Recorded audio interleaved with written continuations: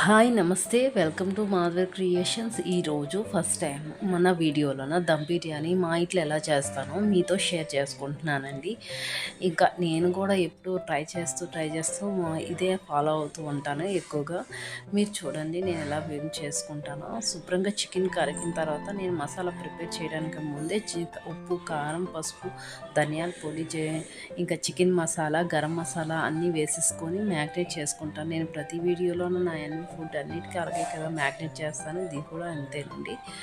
ఇక్కడ చూడండి, ఇది నేను తీసుకున్న రైస్ ప్యాకెట్ కంపెనీ పేరు చూపిస్తున్నాను. ఇగోండి ఇక్కడ కాశ్మీరీ చిల్లీ పౌడర్ యాడ్ చేస్తానండి. కొంచెం ఘాట్ తక్కువ, కలర్ఫుల్గా అనిపిస్తుందని. ఇది యొక్క ధనియాల పొడి అండి. ఇక్కడ ఇది గరం మసాలా, ఇక్కడ ఇది చికెన్ మసాలా అండి. ఇంకా నేను వీడియోలో చూపించేటట్టు ఉప్పు, పసుపు, కారం, ధనియాల పొడి, చికెన్ మసాలా, గరం మసాలా వేసేసి 4 పచ్చిమిర్చిలు ఘాట్లు పెట్టి ఒక 2 పెద్ద టేబుల్ స్పూన్ ఆయిల్ తోటి మొత్తం మ్యాగ్నేట్ చేసుకుంటున్నానండి. ఇప్పుడు శుభ్రంగా దానికి మసాలా పట్టేటట్టు కలిపేసుకొని ఉంచేసుకుంటానండి. ఇంకా నేను మసాలా ప్రిపేర్ చేసుకోవడానికి ఇక్కడ తెల్లుల్లిపాయలకి 1 కేజీ చికెన్కి తెల్లుల్లి, అల్లం వేసుకున్నానండి. ఇంకా అందులోనే కొంచెం గరం మసాలా వేయడానికి చెక్క, లవంగాలు, యాలక్కి, జాపత్రి వేసుకుంటున్నాను. ఈ పలావ్ పువ్వు మాత్రం మిక్సీ చేయను. ఇప్పుడు ఈ పేస్ట్తో పాటు ఒక 1/2 కేజీ ఫ్రైడ్ ఆనియన్స్ ప్రిపేర్ చేశానండి. ఇంకా కొత్తిమీర, పుదీనా వేసుకొని కొంచెం షాజీరా, పలావ్ పువ్వు, మరాఠీ ఆకు వేసుకొని బాగా కలిపేసుకున్నానండి. ఇందులో 200 గ్రాముల పెరుగు యాడ్ చేసుకొని శుభ్రంగా కలిపేసుకున్నానండి. ఇక్కడ చూపిస్తున్నాను కదా.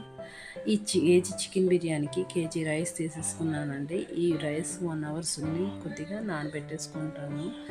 అంతకు తర్వాత ఏం చేశానంటే, ఇక్కడేమో రైస్కి 1 గ్లాస్కి 3 గ్లాసుల వాటర్ పెట్టుకొని వేడి చేసుకుంటున్నానండి. ఇందులోనికి కావాల్సిన సామాన్లన్నీ ఇక్కడ చూపిస్తున్నాను కదండి. షాజీరా, మరాఠీ మొగ్గ, చెక్క, పలావ్ పువ్వు, లవంగాలు, యాలకులు, జాపత్రి ఇవన్నీ వేసుకొని కొత్తిమీర, పుదీనా, ఒక నిమ్మచెక్క పిండేసుకొని ఎసరుని మరగపెట్టుకోవాలండి. ఎసరు ఉప్పు, సాల్ట్ వాటర్లా ఉండాలి. ఆ వాటర్లో ఉప్పు చూసుకోండి, చెక్ చేసుకుని సరిపోతుంది.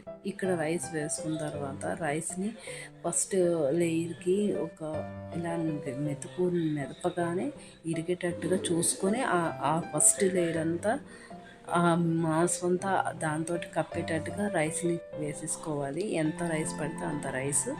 ఇంకా అది అయిన తర్వాత నేను కప్పు పెట్టేసుకుంటానండి, ఆ ఆవిరి అలా ఉండడం కోసం. ఇదిగోండి ఇక్కడ చూపిస్తున్నాను కదా, ఫస్ట్ లేయర్ మొత్తం మాంసం అంతా కప్పేటట్టుగా రైస్ తోటి కప్పేస్తున్నాను.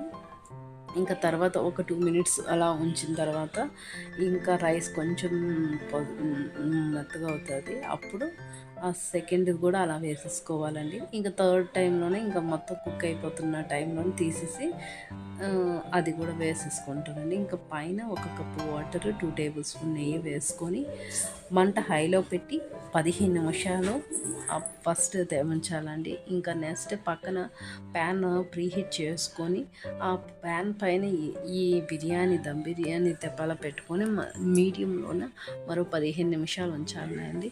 ఇంకా అప్పుడు ఒకసారి నేను చెక్ చేసి చూసుకుంటా. వాటర్ ఏమైనా ఉన్నట్టయితే ఒక 5 మినిట్స్ సిమ్లోనే ఉంచేస్తానండి, లేదు అంటే ఆపేస్తాను. ఇక్కడ నేను చూసుకునేసరికి ఇంకా కొంచెం తడి ఉన్నది.